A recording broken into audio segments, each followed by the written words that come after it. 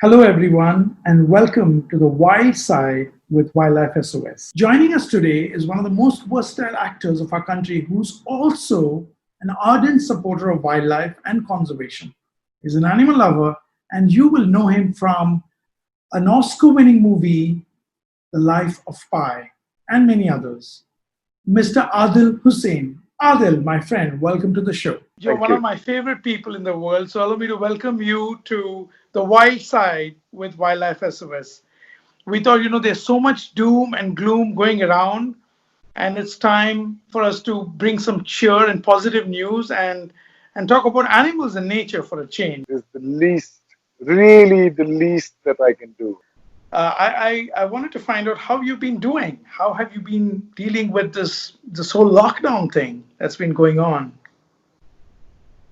I'm I'm pretty good because I had my share of whatever, what do you call that? The self-imposed lockdown on a river island for 3.5 years in Karnataka, on the Tungabhadra River. I lived without electricity and running water for almost 3.5 years and lived very frugally. And there were leopards and bears and scorpions and snakes and butterflies and squirrels, otters and alligators in the river where I used to bathe. So I'm very used to being secluded and living in isolation. And I have started appreciating this aloneness and quietude. Uh, this is a bit different because you are in a city and one is in an apartment. I don't live in a bungalow, so where I have enough space to go out. We have a terrace, which is a great boon, and growing vegetables, watering the plants, cooking since morning. And I hardly get time. I'm busier than before. That's amazing. New hobbies or or new skills that you've developed during this lockdown.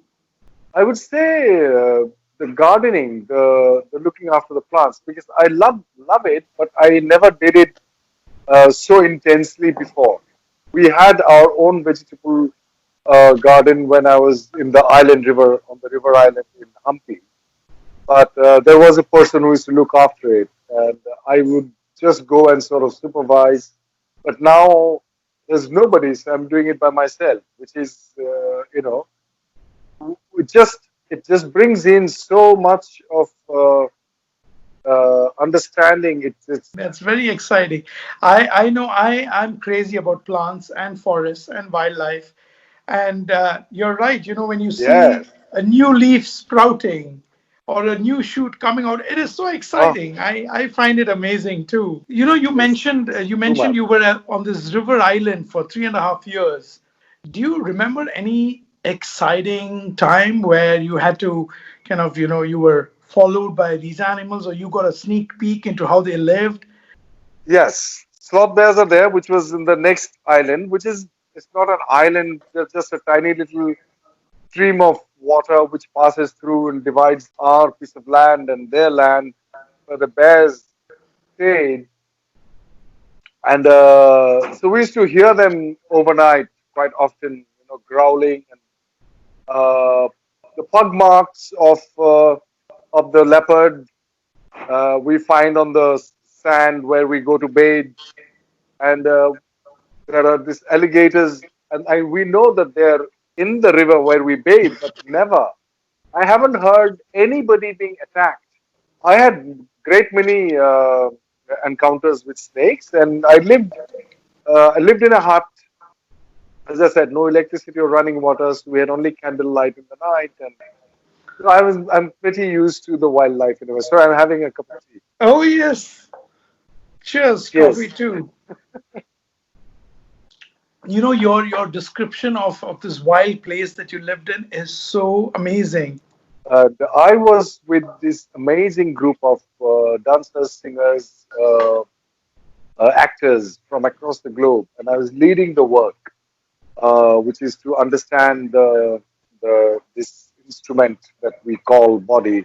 And for us, for actors, dancers, creative people, especially dancers and actors, we have a problem, and also it's a boon that the player and the instrument is rolled into one. So we wanted to find out how this works, how where the creative reservoir is, how can we be in touch with it on demand, and how emotions work. What is the relationship between emotions and breath and the physical body? So, and how can we tap into our emotions and and stay smiling at all times?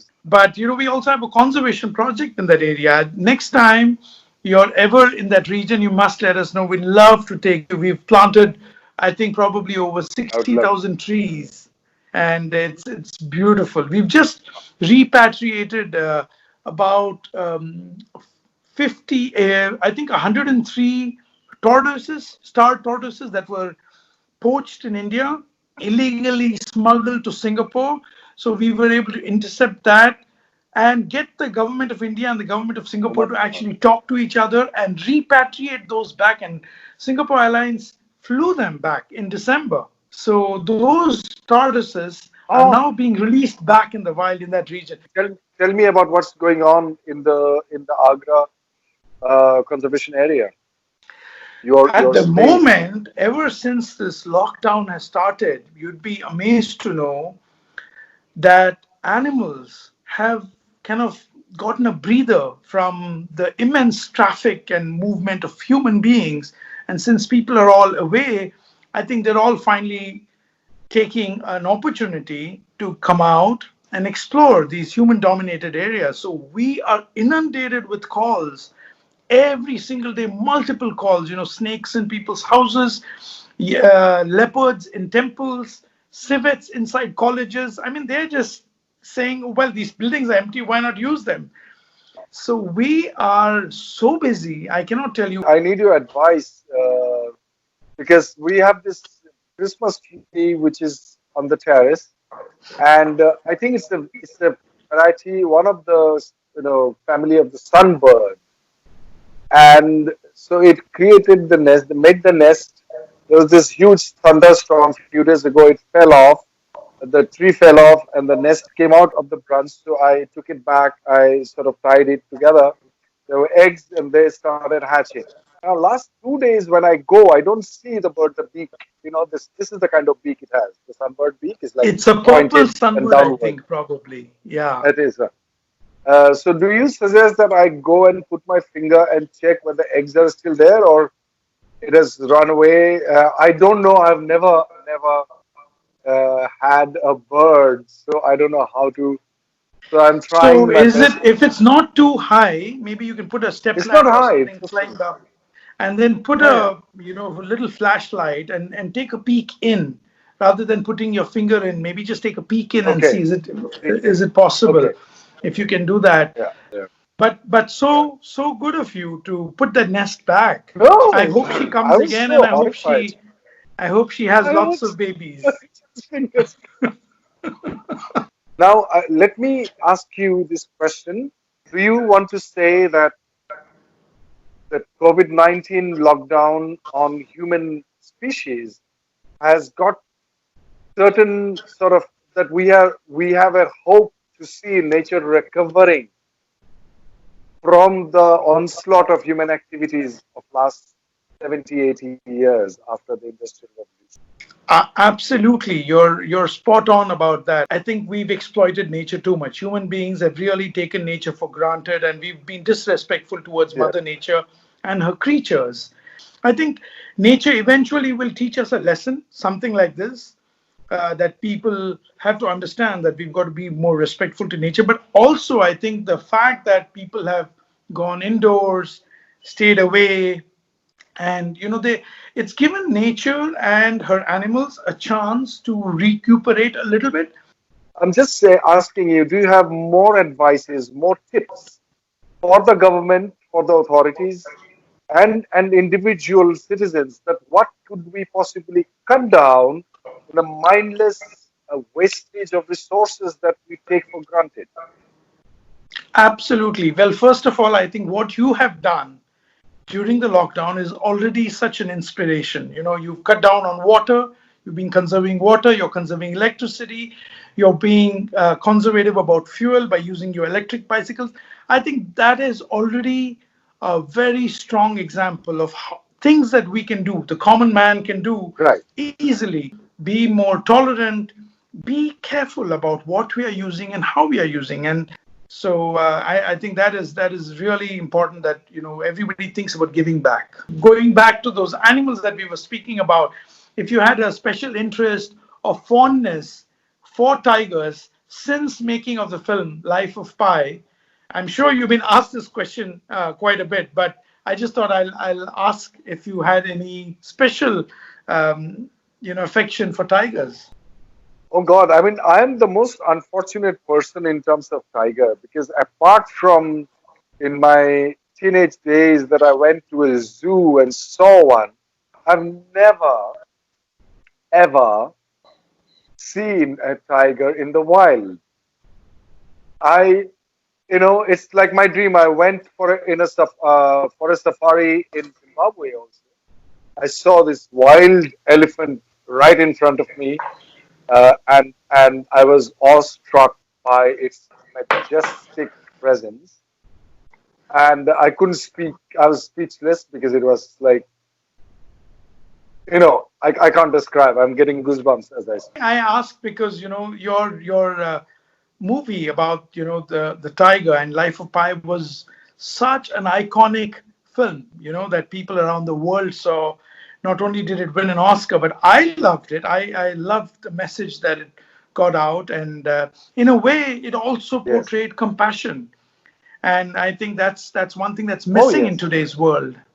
In fact, the radical thought which came to my mind that the cities, I think, should be dismantled after COVID-19. That if it was not like the kind of cities that human civilization have started building, we should all go back to small little places, grow your own food, and just if you grow dal, I will grow sabji, and if you grow rice, I will grow something else, and we exchange, and I think, I mean, it's radical, I know, it's too ideal and utopian, but at the same time, I don't see any other way that this can be fixed.